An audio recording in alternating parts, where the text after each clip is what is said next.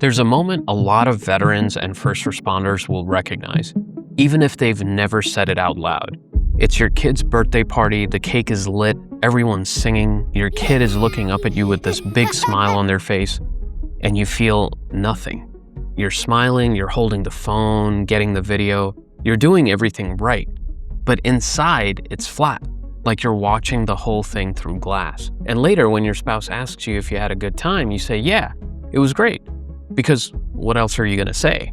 That you were standing 3 feet from the best thing in your life and you couldn't feel it? And here's what I need you to understand. That isn't because you don't love your kid. It's the opposite. And by the end of this, I'm gonna show you exactly what's happening in your brain and why the people who say, you've changed, you don't care anymore, have it completely backwards. If we haven't met, I'm Dr. Prashant Sharma, psychiatrist, former Air Force flight surgeon. I've spent years helping veterans and first responders understand their own minds. Before we jump in, I want to ask you to hit the like on this video and make sure you're subscribed. Hit that notification bell if you want to be informed about new episodes. Thank you. It really helps get this content out to people who need it. So let's name the thing first, because naming it takes away some of its power. What you're describing has a clinical name. It's called emotional numbing. And it's not a personality flaw. It's not depression exactly, although it can be a part of depression. And it's definitely not you being a bad parent. It's one of the most common and misunderstood responses to caring too much for too long. And here's the part most people get wrong. They think numbness means the feeling is gone, like the battery is dead. But it's not gone, it's just blocked. Think about it this way. Downrange, or when you're responding to a call, feeling everything in the moment could get you killed or compromise you taking care of somebody in the field. If a guy next to you goes down and you stop to feel it right then, you're the next casualty. So your brain does something genuinely brilliant. It learns to put that emotion in a box, deal with the mission, and then feel it later. Except later never comes, because there's always another mission, there's always another crisis. So the box just gets better and better at staying shut. That's a survival adaptation. It worked. It kept you alive. The problem is nobody told your nervous system that the war is over. And here's where it gets interesting. Because there's a specific reason the birthday party hits different than, say, not caring about your job. Stay with me, because this is the part that finally made it make sense for a lot of veterans I've spoken to. Researchers actually split this into 2 different things. One is whether you can look forward to something. The other is whether you can feel it when it's actually happening. A lot of veterans can still look forward to stuff. You can plan the party, you can buy the gift, you're excited on the drive over. That part of the system is online. It's the second part, feeling it in the moment, letting it land, that's gone quiet. The actual experience in the moment hits a wall. So you end up in this really cruel spot where you did everything right to set up a good moment, and then you're physically there for it and you can't access it. That's not apathy. That's a nervous system that learned the in-the-moment feeling channel is the dangerous one. It was conditioned to learn that. So it kept that exact channel shut. Now, here's what makes this so much heavier than it needs to be. It's the story everyone puts on top of it. Your spouse sees you flat at the party and hears he doesn't care. Your kid gets older and remembers mom or dad was always kind of checked out. And worst of all, you start telling yourself the same thing. Something's wrong with me. I'm broken. I'm a bad father, or I'm a bad mother. That story is the real damage, not the numbness, but the shame stacked on top of the numbness. But every time you believe I don't care, you pull back a little bit more. You stop trying to be present, because trying and feeling nothing hurts worse than not trying. And the more you pull back, the more it looks to everyone else like the story was true all along. Nobody profits from that loop. It's just a misunderstanding that compounds, and it keeps good parents convinced that they're bad ones. So the question becomes, if the feeling isn't gone, if it's just blocked, how do you actually open the channel back up? Because that's the part that gives me hope every single time I sit with a veteran on this. Here's the truth about recovery from emotional numbing, and it's the opposite of what most people try in these situations.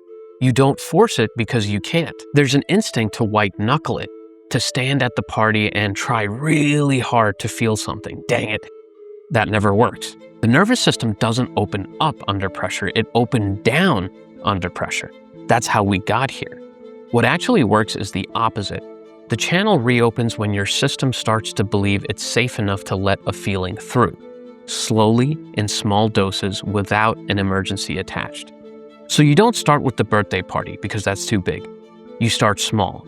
A few seconds of feeling the warm coffee in your hands in the morning, noticing your kids' weight on top of you when they fall asleep, not manufacturing a feeling, just noticing one that's already there and letting it stay a beat longer than usual. You're basically teaching your nervous system one tiny safe moment at a time that feeling things won't get you killed anymore. And if the box is packed too tight to do that on your own, that's what trauma-focused therapy is for.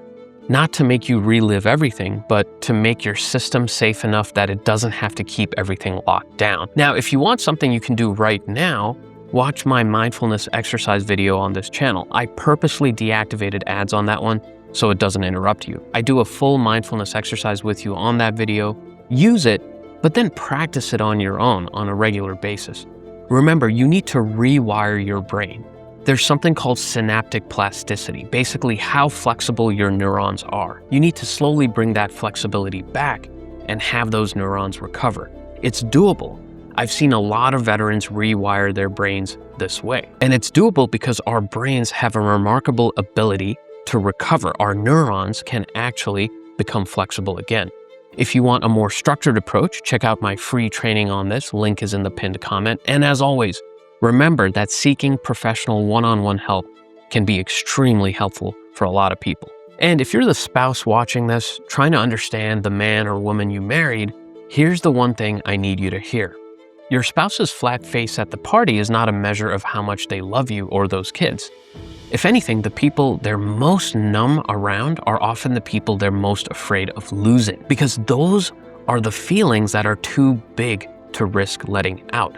The nervous system is trained to want to protect those people closest to you. So you don't fix this by demanding they feel more. You help by making home the one place their guard can come down. Small, safe, no pressure. That's the soil this grows back in. And as always, encouraging them, nudging them to seek professional help. That is also critical. So let me give you the reframe I want you to carry out of this. The numbness was never the absence of love. It was the cost of protecting it.